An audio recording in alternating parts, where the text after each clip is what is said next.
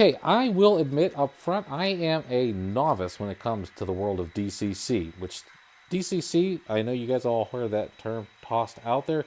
It stands for Digital Command Control. And it is very, very, very different than your standard train set, which runs on DC power. Okay, so the first thing that we're going to talk about is what is DCC. So you are looking right now at the command station and booster for the layout. So when you have a command station and a booster combined, that is this little device here, and this is the Zephyr Express. It's the DCS52 from Digitrax. And so what it does is, as a command station or a command center, it sends out and generates the commands that your trains will respond to. Whether you use the functions and the soft keys that are on the command station, or if you use a remote throttle, you are sending commands to your train's locomotives. And those commands are generated within the command station. Now, what you're seeing right here, just on the edge of the screen, that is an additional booster. And what that does is it takes the command from the command station and it amplifies it. So this is rated at about 3 amps. And this booster back here, which is the, trying to think of which booster that one is. I think it's the 220. Let's see here if I can get that number for you. 210. So I was close.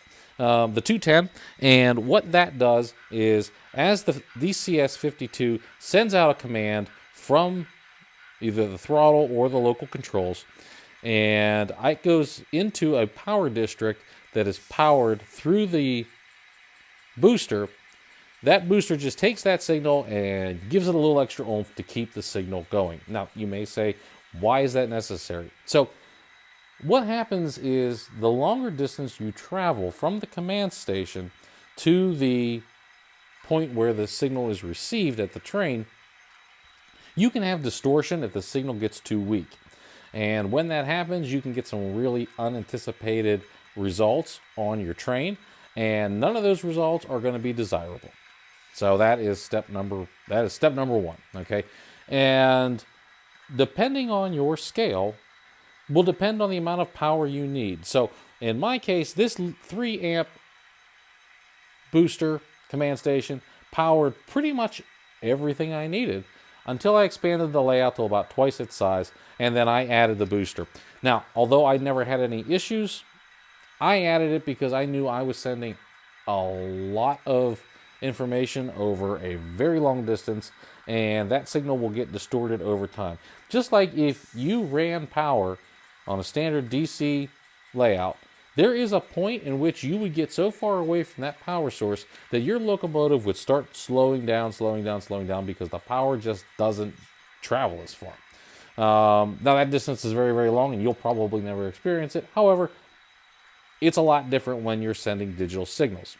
Okay, so we've been talking about this digital signal.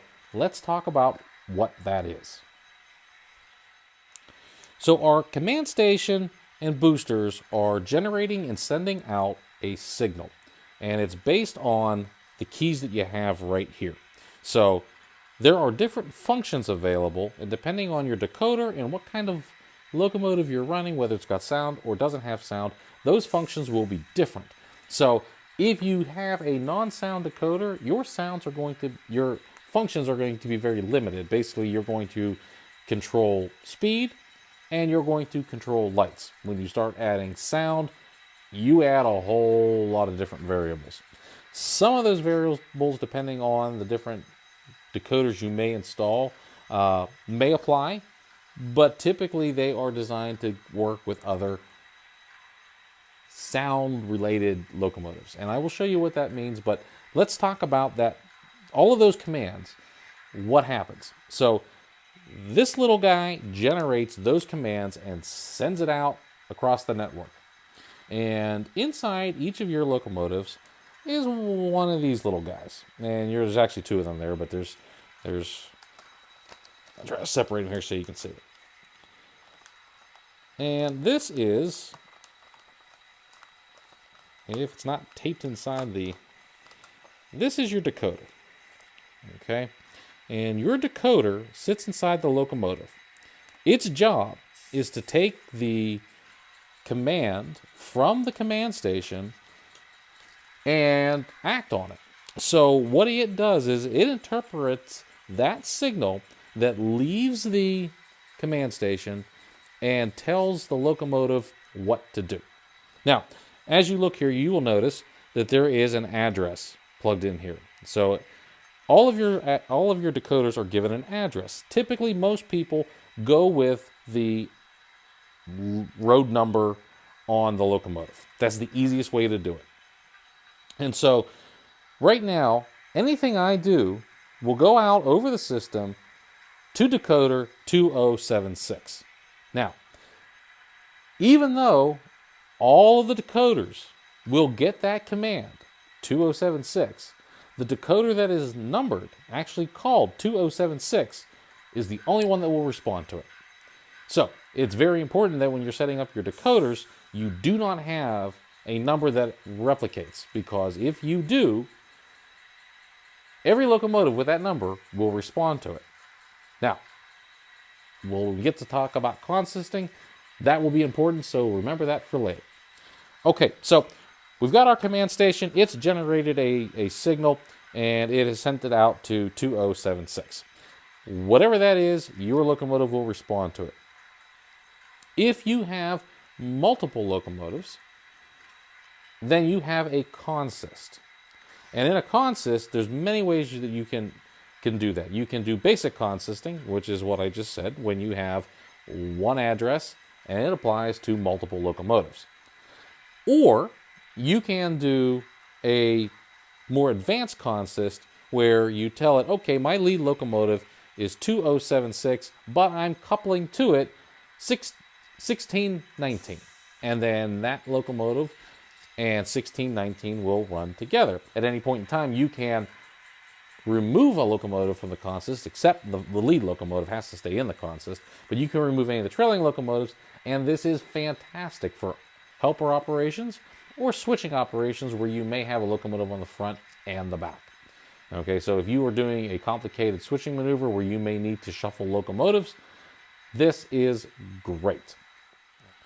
So we're talking about control, and if you have a command station like this, like an intro set, which the DCS52 is a starter set, you may get controls that are on the command station, and they will act as a throttle, and you can run a locomotive from that. Chances are you are going to add one or more remote throttles, and in this case, I've got it plugged in, but it does operate on battery, and I can unplug it and, still run trains. Depending on which model you have, this is the DT602D. This is a super throttle, which is the throttle that I would recommend. It is fantastic. It will do everything. It will consist. It'll let you program. You can do anything that you can do on the command station. You can do on this throttle. So there are other throttles, and there are things called utility throttles. They have limited functionality. And they will do limited things. But if you are going to run a full layout and you want to do it remotely, this is the way to do it. Now, some of the command stations will have a built-in feature where you can run wireless right off of them, but most of them do not, and then you need something like this little guy right here. And this is my radio throttle. So it does radio and it also does infrared. No matter which way you go, this throttle will pick that up. It's very important to know what you have and what you don't have as far as your devices go. You can also set a locomotive to run, and then throughout your layout have various places where you can plug your throttle in and then regain control. If you disconnect your plugged-in throttle and you don't have wireless, your train will continue to do whatever it was last doing until you plug in and give it another command. So that is very important to note. If you don't have wireless, you can still be somewhat mobile, but understand you will not be able to make any modifications between the period where you unplug and then replug and then your throttle reinitiates to the system. It does that very, very quickly, but it's nice to know that if you're walking around you don't need to find a port should your train decide to do something you don't want it to do, or if you need to make a change. Okay, so let's talk about the locomotive operation now, because you pretty much have all of the basics from the system. So you've got your command station, you've got your handheld throttle. Let's look at the locomotives. Okay, so from our previous video, the update, you know that I picked up this locomotive that is going to be a patched out CSX locomotive lettered for the Allegheny Northern. So that 2076 that you were seeing is this locomotive, and I want you to focus here on the front. I don't know if you can see it well or not, but you can see that the number boards and the headlights are on. And I am going to toggle the 0 function, and you notice that that light is off. Any other locomotive that I have on the track will remain on, and you can still hear all the sounds from the other locomotives. They are doing exactly what they were doing previously, because this locomotive is the only one responding to that light on, light off signal. So if I put it in forward and I run it forward, it starts moving. It is the only locomotive that is going to start moving, because it is the only one numbered 2076. Now, all of these locomotives have power to them. They are simply ignoring this command because it is not addressed to them. So that is the beauty of DCC. So if I were to want to couple a locomotive, so let's say that we have our 2076 here, and we're just going to move him right into the frame. All right, we're going to leave him right there. And let's say we'd like to take another locomotive, and we'd like to meet them up and couple them. So what we're going to do is we're going to take another throttle, and we are going to assign that throttle to 6707, which is the trailing locomotive. You're going to see it come in frame here shortly. Actually, if I zoom out, you're probably going to see it. And there he is right there. Okay, so now that I've taken control of 6707, I can turn its headlights on, so I know that I'm getting a signal there.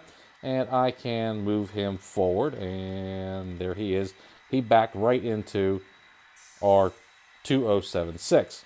Now, if I have full control over this locomotive, I can run it backwards and forwards. And if I want to run these locomotives in opposite directions, I can do that. So let's take 2076 and let's move her forward. And that one backwards. And you can see that I can do that on the same track. And I don't have any issues, because this locomotive is responding to a signal directed only to it, and this is also acting only on a command directed at it. So you see the value now of digital command control. You cannot do that in a standard DC operation, because in standard DC, you have a rail that is positive and you have a rail that is negative. And in order for the train to go in an opposite direction, you simply switch that polarity on your little, radio stat device, and then the power all of a sudden will switch, and then your locomotive will start going in the opposite direction. What is happening here is it doesn't matter which way your locomotives are going. Your decoder knows it will only go in one way, and it will know that this is the front and this is the back. Or front and back, depending on front, back, that sort of thing. It will know that, and you can actually, for locomotives that are set to run long hood forward, you can tell it that the normal direction of travel is reverse, in which case every time you put this locomotive in forward, it will go what is essentially backward. Okay, so I will show you that here in a minute. Okay, now let's get into sound a little bit, because really that's where the fun is.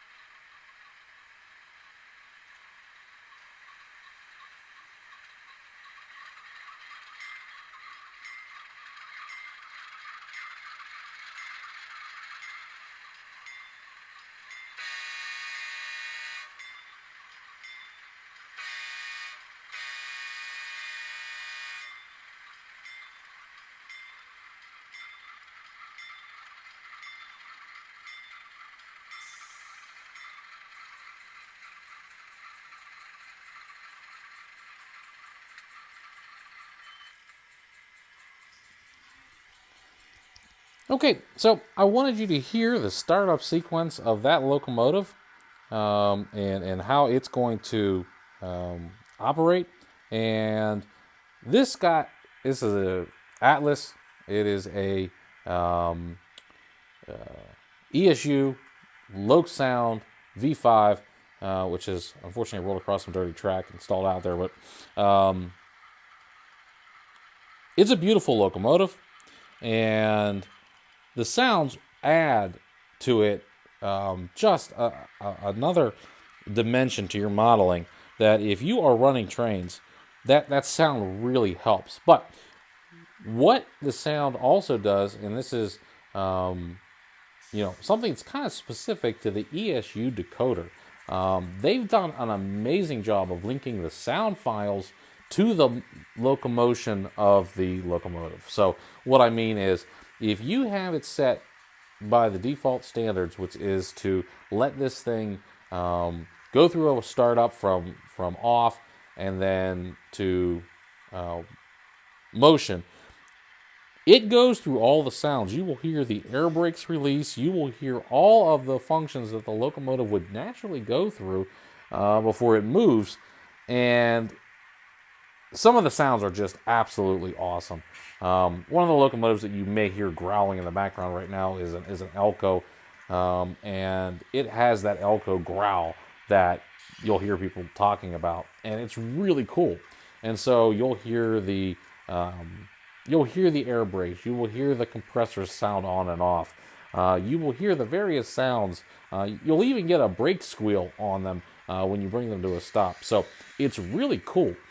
But you do have an issue when you take a non-sound locomotive like this guy and link him to a sound locomotive, because what ends up happening is the non-sound locomotive, it gets a little anxious, and it just starts going because it doesn't have a sound file to play, and it doesn't have any command to tell it, hey, I need to wait till this sound is done playing. And so what happens is, it starts moving while your sound locomotive is still going through its paces and gearing up. So you've heard me talk about that a couple of times. It is a problem right now. They do make a LoCPilot, which is the ESU's non-sound decoder, and you can put that in a locomotive that you don't wish to put sound in, and it has all of the features that will let you pair it with a sound locomotive. So that's something to consider. There are many types of decoders out there. All of my non-sound locomotives have a Digitrax decoder. All of my sound, for the most part, have an ESU decoder that they've come factory equipped with. There are 2 Broadway limited locomotives that they do their own proprietary thing, but they are sound equipped. So for the most part, I am either Digitrax or ESU. There is a few. I'm trying to think of what the other company is. And I am, for the life of me right now, it's escaping me.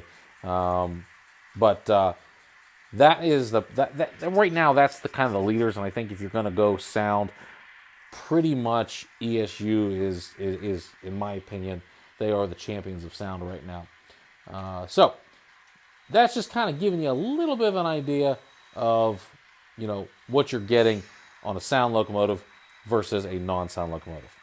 All right, you're saying, okay, that's all great. I knew that sound was cool. I knew about digital command control. But how do you do it? All right, well, let's take a look at that.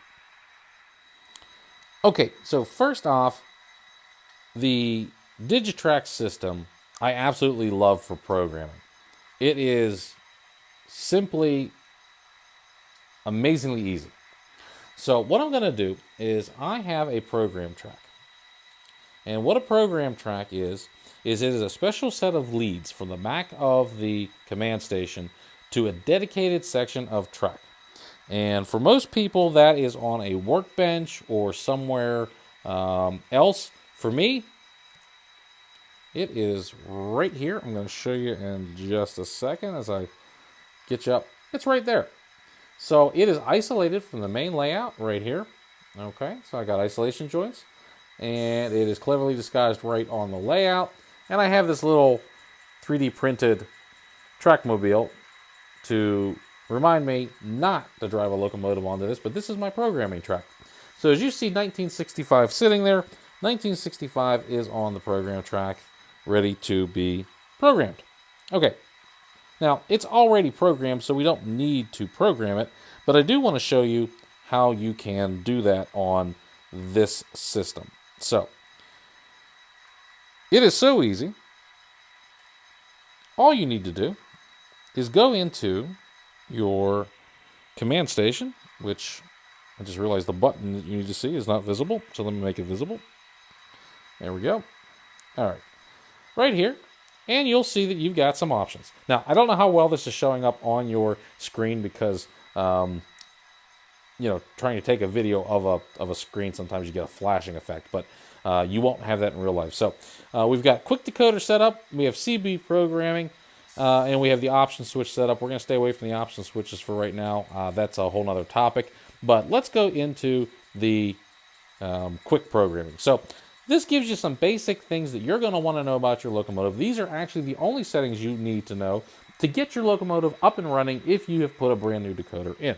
So what I'd like to do right now is I'd like to read that decoder. So by pushing that, it is going to read the decoder that is installed into 1965, and it is going to tell me what is programmed on this decoder. And so just give it a second there. It is reaching out to the decoder and is waiting for the decoder to tell it what it has programmed into it. So if we see here right now, we're using AD4, which is known as the long address, and there is the short address. Every locomotive that you get will have both, and typically when you buy either a new decoder that you're going to install, or you buy a factory installed decoder, whether it's sound or not, it will have your short address as 3.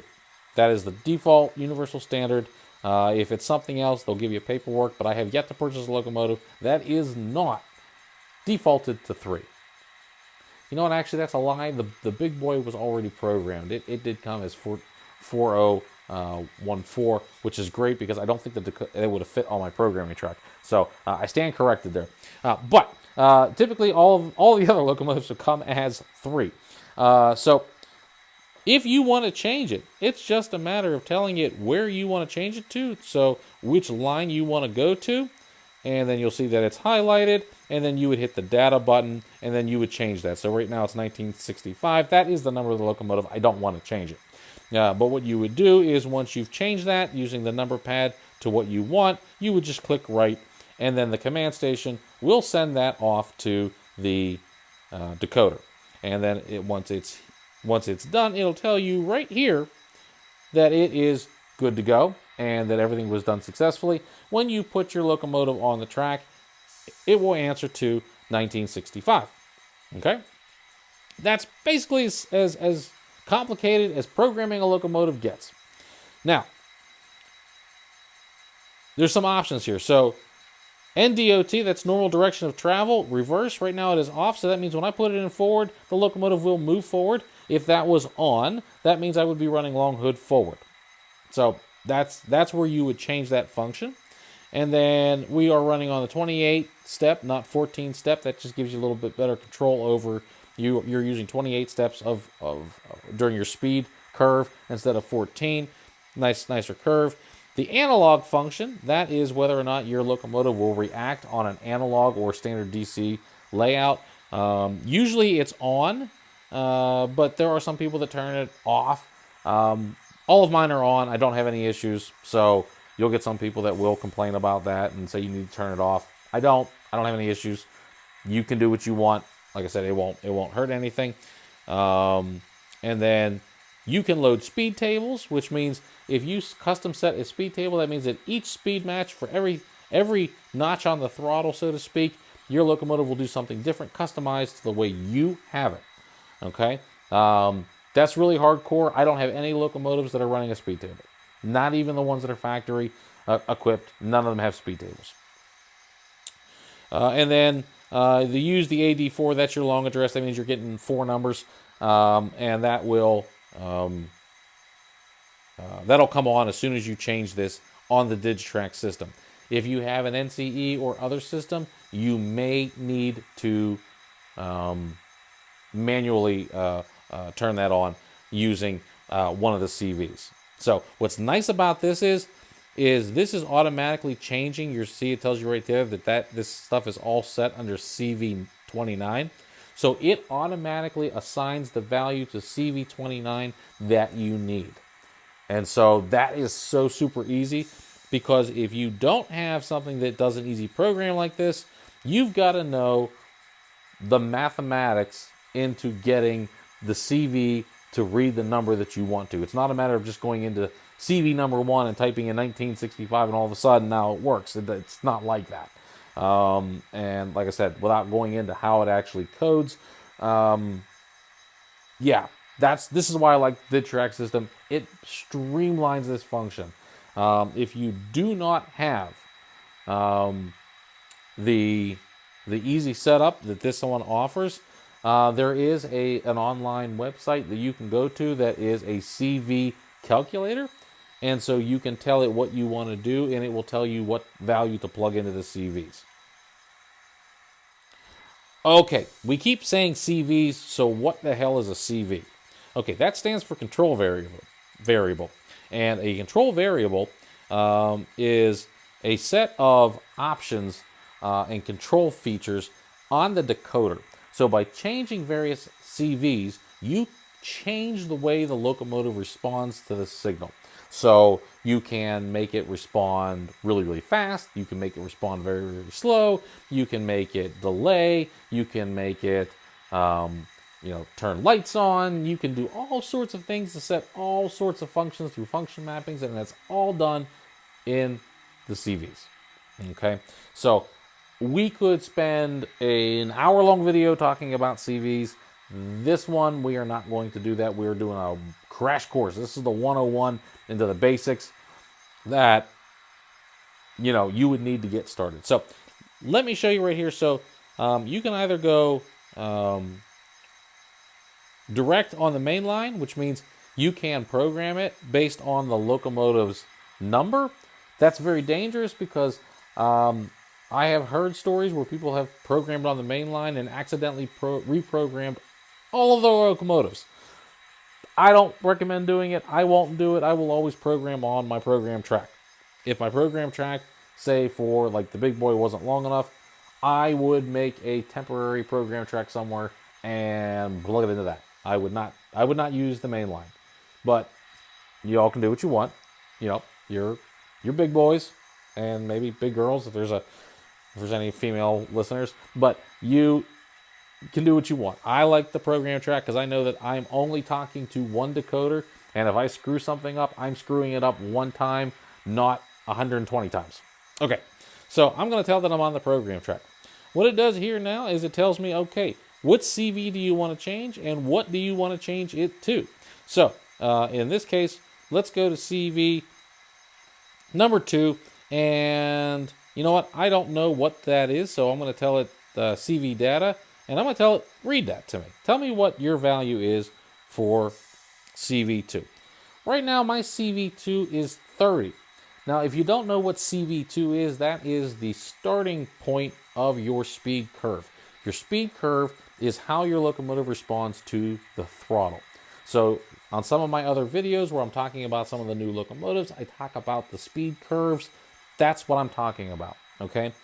This value can range anywhere from 1 to 250.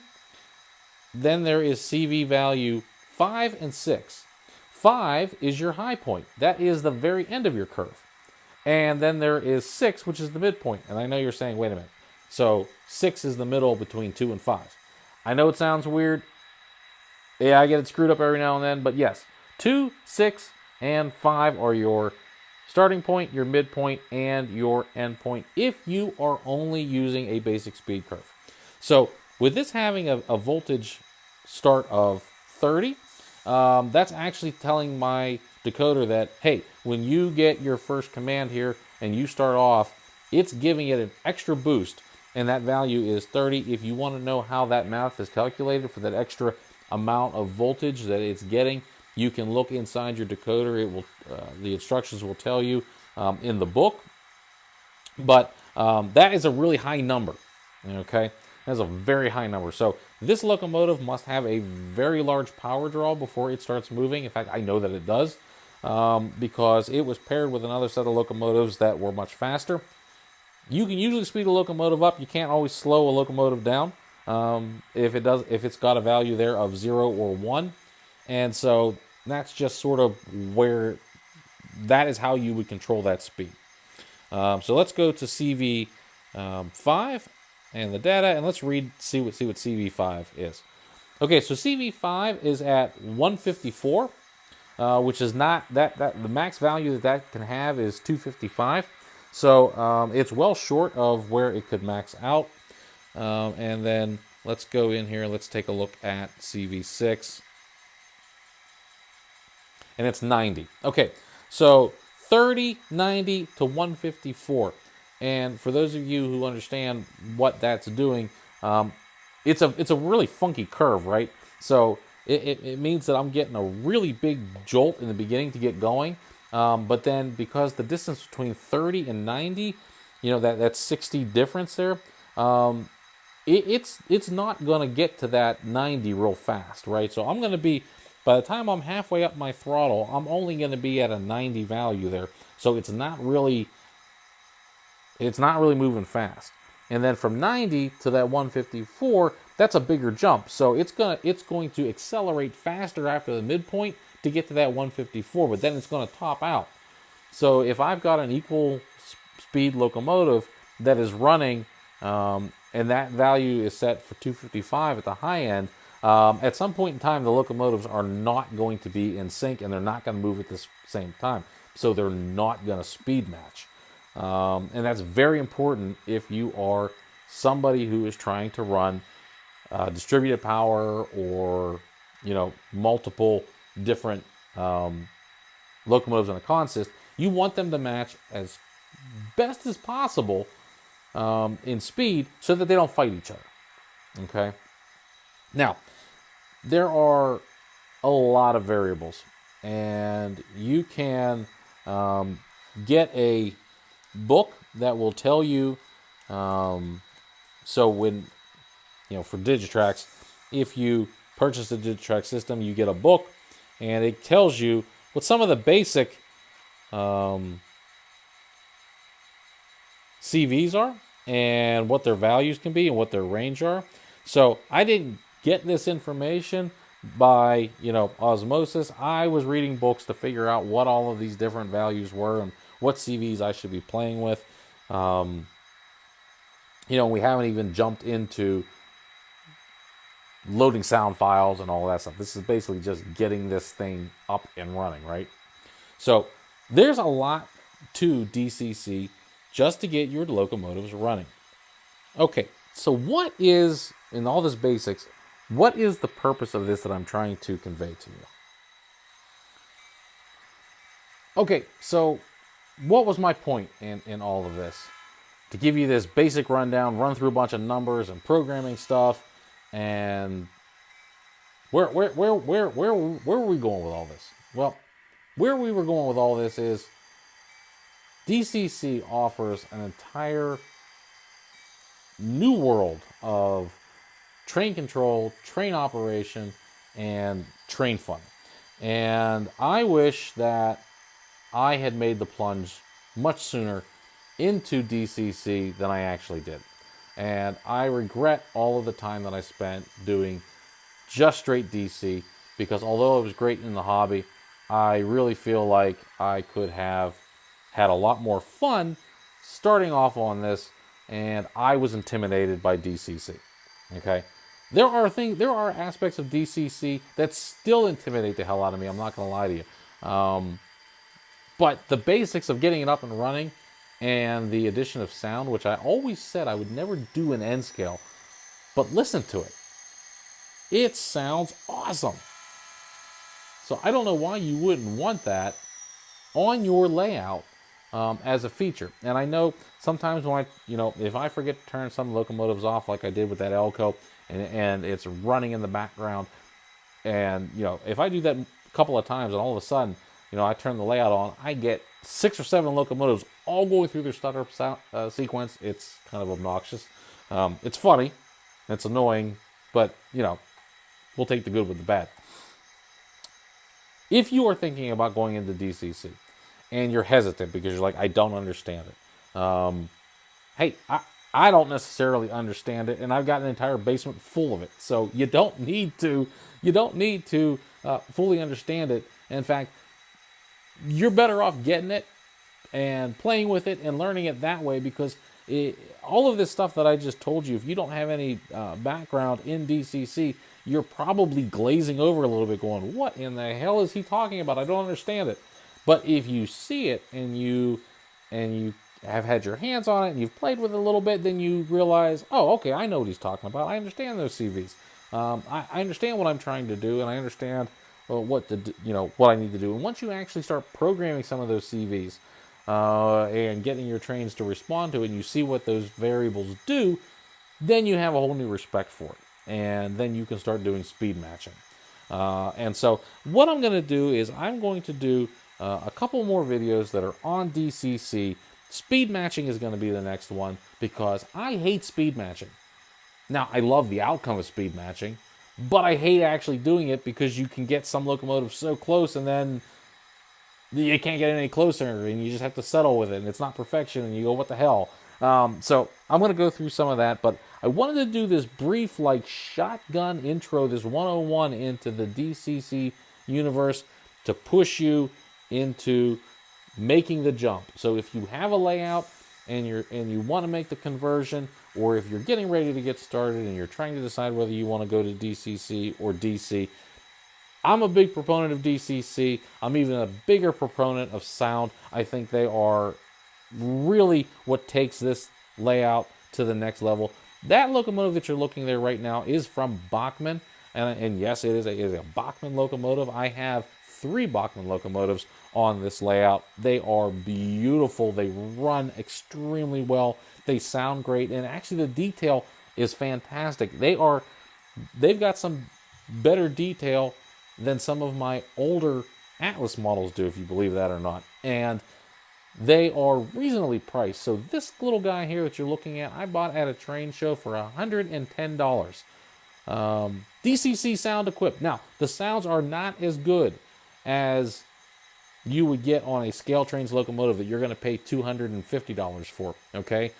But basic sound, basically getting started and getting that sound up and running, this thing is awesome.